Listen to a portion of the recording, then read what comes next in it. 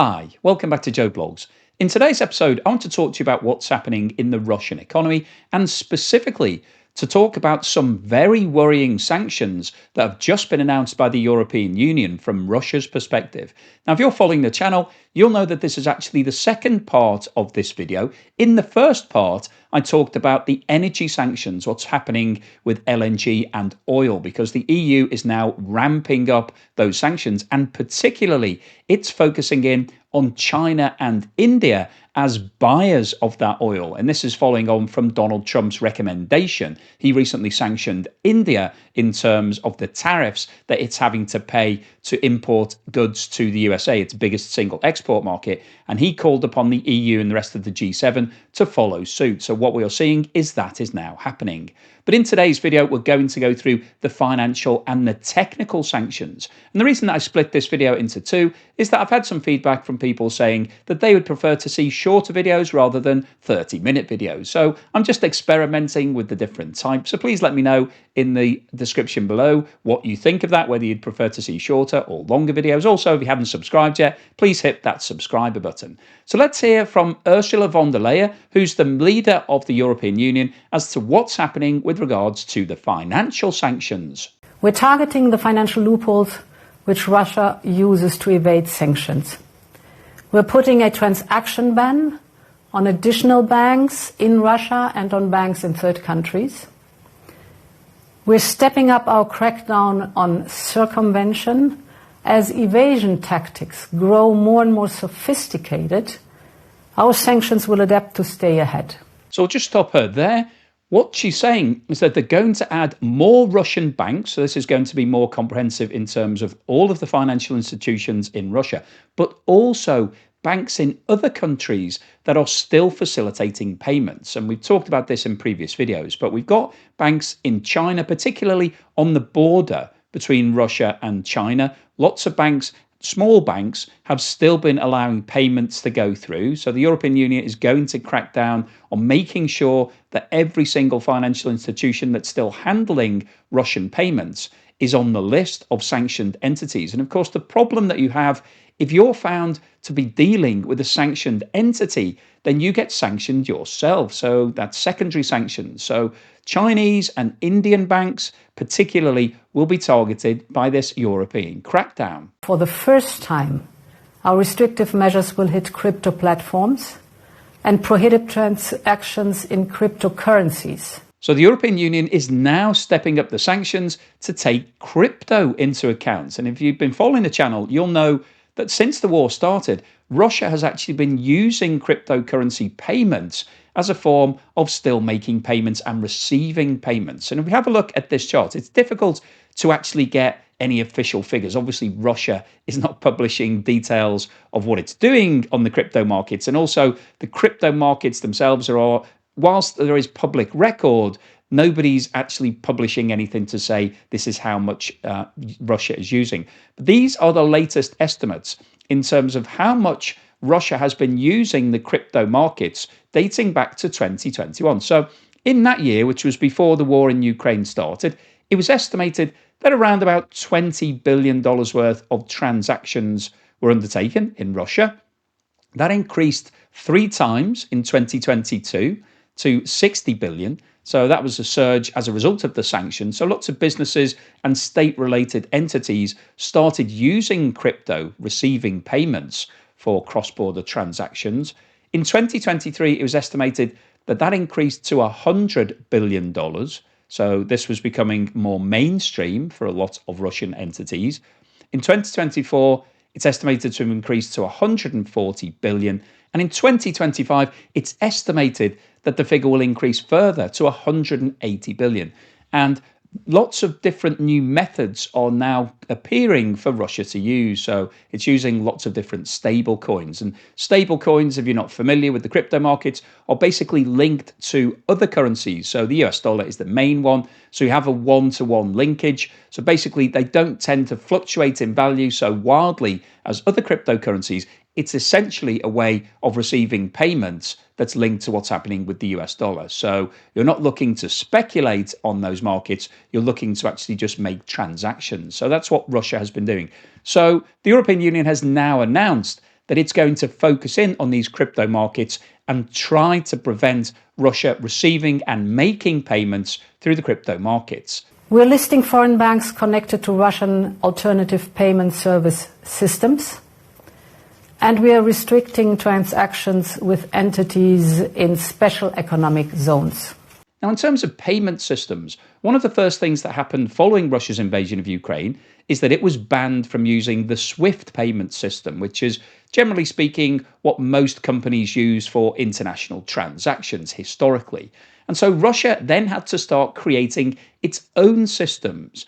And you can see from this chart here, I've put together some of the systems that Russia is using. So we've got SWIFT listed on the left-hand side here. And you can see that in 2021, Russia processed around $500 billion worth of transactions through SWIFT. And since they've been sanctioned, you can see that the number of transactions has reduced materially.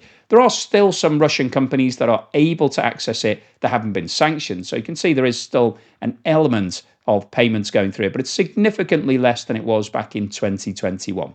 So Russia created its own system, SPFS, and you can see that in 2021, there was relatively light usage of that, around 50 to 80 billion. So it was around 10 times smaller than the level of payments going through SWIFT. But over the last 4 years, we've seen a significant increase, and it's estimated this year that those payments could be as high as $250 billion. So this system will be targeted by the European Union. So up until now, Russia has been able to use this system without any problems. But any company that's now found to be using this will now come on the radar, and the European Union will be closing down those payments for any companies that are within its borders that are trying to make payments to Russia or receive payments from Russia. And I've listed some of the other ways that Russia has been making payments. It's got a direct settlement system, SIPS, with China. And you can see that over the past 5 years, the volume of transactions has increased hugely from around 30 to 60 billion to between 250 and 450 billion this year. Now, the European Union won't be able to stop those payments, but I thought it was worth listing it just to show you what Russia is doing. Crypto, we've just talked about. Gold is something that Russia is using to a relatively small amount, only around about 20 to 35 billion. And Russia is actually increasing the amount of bartering that it's doing. So it's exchanging goods for goods. So it was recently reported in the press that Russia was paying for things with some of its crops, sort of wheat and corn, things like that. It's sending large volumes of those exports in exchange for importing other goods. So going back to the good old days before we had any currency, of countries actually just swapping products. So that really gives you an indication as to some of the challenges that Russia is facing right now. In parallel, as I announced last week, we are working on a new solution to finance Ukraine's defense efforts. This is based on the immobilized Russian assets. We must be very clear, this is Russia's war, and the perpetrator must pay for it. With the cash balances associated to these Russian assets, we can provide Ukraine with a reparations loan. The assets themselves will not be touched, and the risk will have to be carried collectively. Ukraine will only pay back the loan once Russia pays reparations. As you're probably aware, at the time the invasion of Ukraine started, Russia held cash balances all around the world with lots of different financial institutions. At that time, it was estimated to be around $600 billion. Now, Russia was able to move some of that money, but this table here shows how much was actually captured. So you can see that it's around about $330 billion. And the biggest chunk of that is held by the European Union in the Euro clear system, around $220 billion equivalent. And the European Union has been talking about using these assets for a long time. It actually passed a ruling recently whereby the interest can be used to help Ukraine. So the money that's being generated by those assets is being taken off and sent to Ukraine. But legally, those assets are still frozen. They are technically owned by Russia, and that no ruling has been passed to move ownership from Russia to any other country. In fact, that's probably unlikely. So what we're hearing here is that the European Union is going to issue a bond to Ukraine called a reparation bond, and that money will be given to Ukraine, and it will only have to pay it back once Russia gives it the money to pay for all of the repairs from the war. So we've got a circular situation here whereby the frozen Russian assets will remain owned by Russia, however they're frozen, so Russia can't access them. That capital will then be given to Ukraine by all of the different countries that's holding it.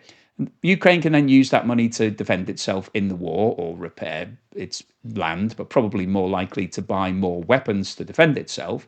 If the war comes to an end, Russia will then legally have to pay for all the reparations. That's the logic here. So Russia would then give all that money back to Ukraine. Ukraine would then give that money back to the European Union countries. And then at that point, the frozen assets could be released and given back to Russia. If the war carries on and there isn't a peace agreement and Russia doesn't pay for the reparations, then basically the Russian assets will remain frozen, the loan will remain in place to Ukraine, Ukraine will spend that money, and so Russia would never get its money back until the war comes to an end and it pays the reparations. So essentially what the European Union has come up with here is a way of giving more money to Ukraine and justifying it by holding those Russian assets.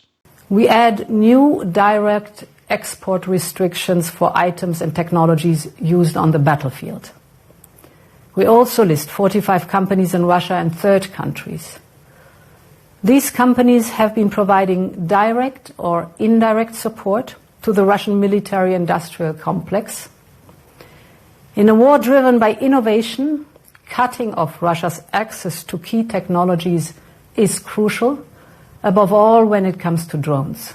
So what we're hearing here is that the European Union is now focusing in on the technology businesses within Russia that are facilitating the building of drones and other equipment that's being used in the war. So those companies are going to be sanctioned. They'll no longer be able to buy any equipment or IT or chips, all of those sort of things from the European Union. And that's going to have wide-ranging impact on Russia, not just on the battlefield, because many of these Russian companies are also at the cutting edge of Russian technology. So they're developing things in the oil industry, the energy industry. Basically, everything that's going on in Russia is dependent on its own tech businesses to be able to produce things. So those companies are going to find it difficult to be able to source all of their equipment and technology. That means that they will be reducing in terms of their sales. That will impact on their research and development. And all of this is going to slow down everything in Russia in terms of technological improvement. So this could have really damaging impacts on the long-term viability of the Russian economy. So what's the summary and conclusion today?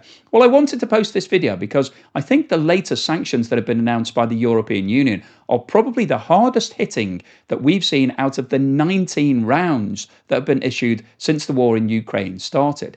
And what we heard from Ursula von der Leyen today is that she's now focusing in on some of the absolutely key issues.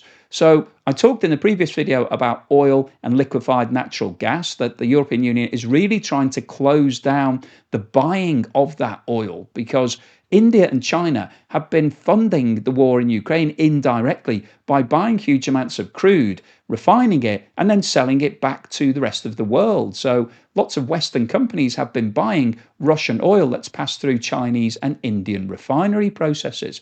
So the European Union is now going to start focusing in on China and India and other refineries that are continuing to buy that oil. So that's a positive in terms of cutting the revenue. But in today's video, we've talked about the financial system because Russia has found ways of being able to continue to make and receive payments. So the European Union is now closing down more of those channels. It's focusing in on crypto and the other channels that have been created by Russia. So that's going to cause problems for Russian entities that are trying to receive money. And if you've been following the channel, you'll know that a lot of Russian businesses are already struggling with cash flow and profits. But we've also heard that the European Union is now closing in on the details of a bond that it's going to issue backed by the frozen Russian assets that will give Ukraine access to more capital to be able to fund its defense. And also, the European Union is focusing in on technology businesses in Russia that are creating drones and other equipment that's used on the battlefield.